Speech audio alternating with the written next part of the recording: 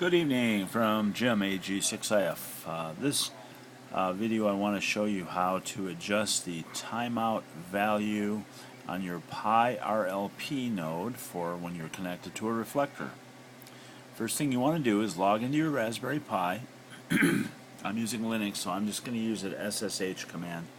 But if you're a Windows user, you're probably going to use PuTTY. So go ahead and connect to your Pi.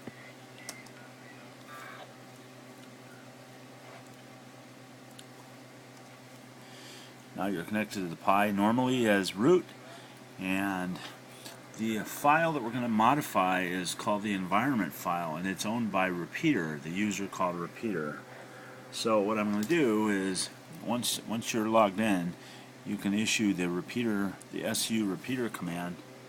It looks just like that, and I'm hitting the up arrow because it keeps track of all the different commands that I've typed in.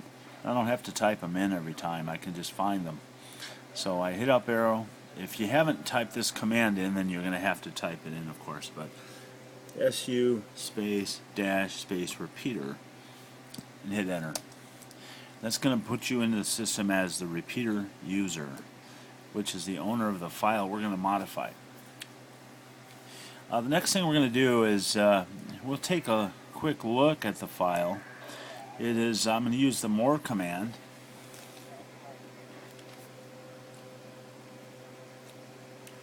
The file is in home IRLP custom folder string, and the file name is called environment. So if we just look at it first, it's my shack cat. Thinks I'm talking to him. There's a number of things in here. Your call sign is in there, and your station ID is in there, and so on. You just hit enter to scroll down. The TCP and UDP ports are in there. You can change those if you want. The standard ones are in there. I added the experimental node. There are some experimental nodes out there. That's how you would do that right here. You would type in export space allow underscore experimental underscore nodes equals yes. Just like that. And leave that in that file, in this environment file. What we're looking for specifically is the timeout value for a connection to a reflector. If you're connected to a reflector and it suddenly disconnects all the time, what's happening is there's a timeout value in here. We're going to find it. I'm scrolling down here. I'm going to sneak up on it here. There's Morse code, your ID. Okay, it's about halfway through the file. You can see it right there. Export space reflect underscore timeout underscore value equals, and I think the standard one's about 5 or 10 minutes. I set mine to 18,000, and that's 18,000. Let's see, that's 18,000. That's 18,000 minutes. It's about 5 hours. No, it's exactly 5 hours. So that's what you want to type into this file, or modify the existing value to raise it up. If you want no timeout ever, just make it a 0, as it states right here.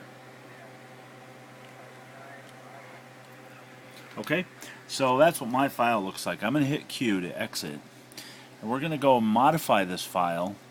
Instead of the more command, we're going to use the nano editor. It's my favorite one, but you can use a lot of different ones if you want. So I'm just looking for it here. I don't see it in the top end of the stack. So I'll pull up the more command again. I'm going to backspace back here to more and cross that out and type NANO space. Alright, so we're going to edit this file real quick. It'll bring up a full screen if I do it right. There we go. Full screen editor, you can down arrow, come on down to where that value was located, about halfway down in the file here. There it is. Move your cursor over, whatever it says, increase it or make it 0. So you can just edit the file, just like just a full screen editor, an old text editor style. Alright, once you get that done, and you may want to put the experimental node in as well. what you're going to do is you're going to save it first, and that is Control. Now let's see, it's Control O. That's going to save the file. So you hold down Control, hit O, and it prompts you for a file name. Just hit Enter, like that, and it says wrote so many lines. And then we're going to exit, which is Control X.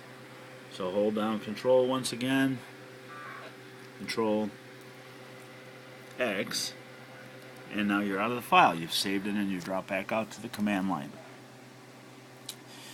Okay, so that's how you set your timeout. Whenever I make changes in this file, I'm a little bit uncertain on how often this file gets read, so not a bad idea to just reboot the Pi. The easiest way to reboot the Pi is drop out of the repeater node back to the root node by typing in exit, E-X-I-T, and then you can just type reboot right from this prompt right here. It will go ahead and reboot the Pi. That makes sure that the software rereads this file. So anyway, that's how you adjust the reflector timeout value. It's in the environmental file. Thank you for watching. This is Jim, AG6IF, and I'm enjoying learning about IRLP, especially since I like Raspberry Pi. So it's a Pi IRLP. 730, and thank you for watching.